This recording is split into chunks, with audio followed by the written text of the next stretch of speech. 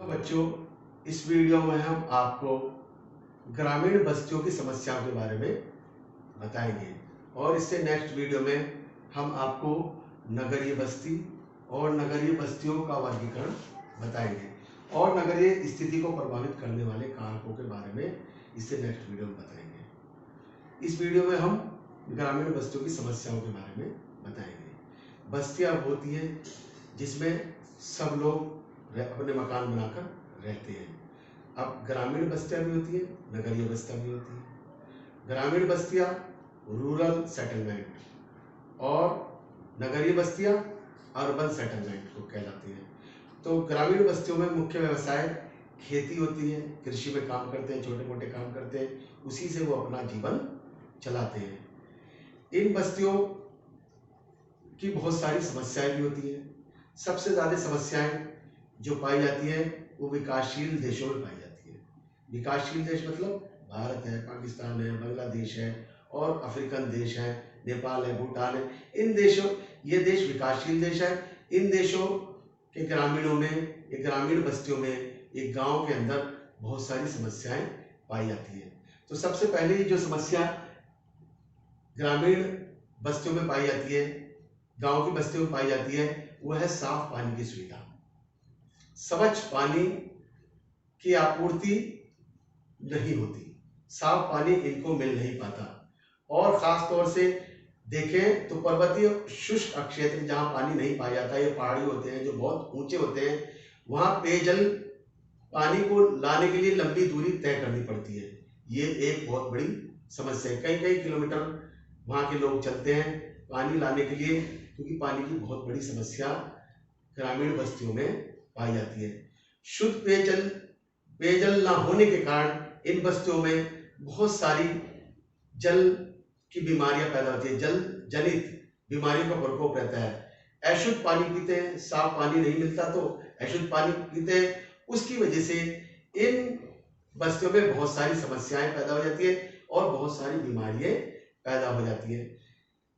ग्रामीण बस्तियों में शौचालय नहीं पाया जाता, शौच करने के लिए उन्हें बाहर जाना पड़ता है और कूड़ा कचरा जो गांव में निकलता है उसके निस्तारण की सुविधाओं की भी कमी है।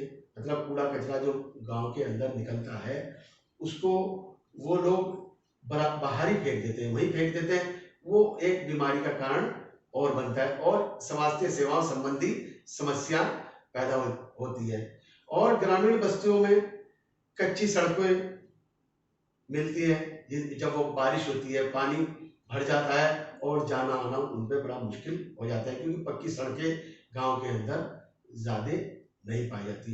दूसरे, आधुनिक संचार।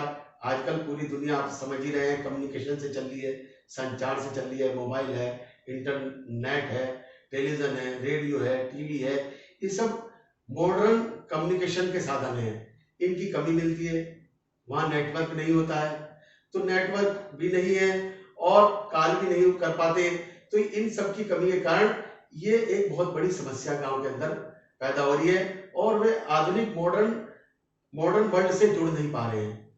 इस वीडियो को भी अगर गांव के बच्चे देखना चाहते हैं तो नेट की कनेक्टिविटी अच्छी ना होने के कारण वो रुक रुक के चलता है और उन्हें बहुत सारी समस्याओं का सामना करना पड़ता है और वो अच्छे से अपने मोबाइल को ऑपरेट नहीं कर पाते।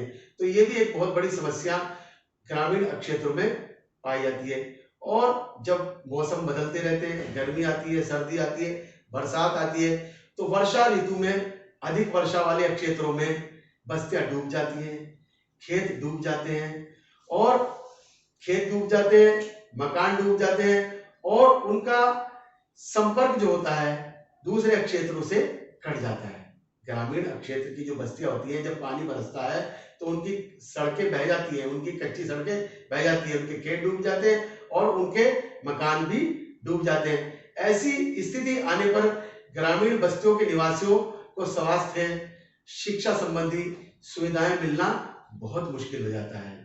ग्रामीण बस्तियों में अधिकांश जो मकान बनाए जाते हैं वो घटिया स्तर के बनाए जाते हैं, क्योंकि उनके अंदर जो सामग्री इस्तेमाल की जाती है, जो भी मकान बनाने में चीजें इस्तेमाल की जाती है, वो लोकल तौर पर ही इस्तेमाल करते हैं। तो उनके जो मकान की जो क्वालिटी होती है वो बहुत ही खराब होती है और बारिश, जब ज्यादा बारिश आती है और बाढ़ आती है, ऐसे समय में उनके मकान बह जाते हैं और मकान टूट भी जाते हैं।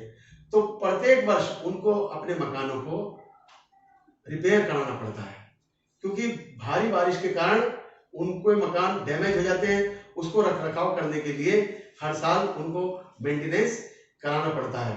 तो ये एक बहुत बड़ी समस्या गांव के अंदर पाई जाती है। दूसरे, जिस मकान में फैमिली रहती है, उसी मकान के साथ, परिवार के साथ पशु भी रहते हैं। ये एक बहुत बड़ी समस्या है।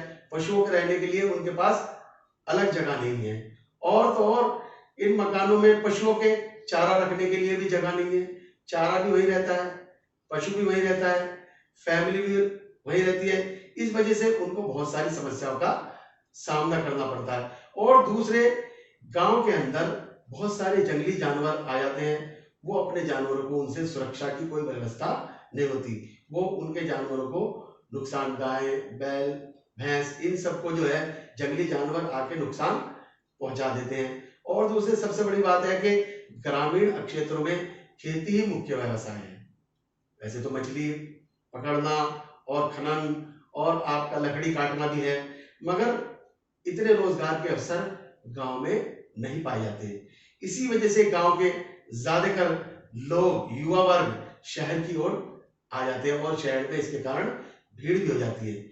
मगर शहर में मजदूरी उतनी होती नहीं जिस हिसाब से लोग वहां से आ जाते हैं।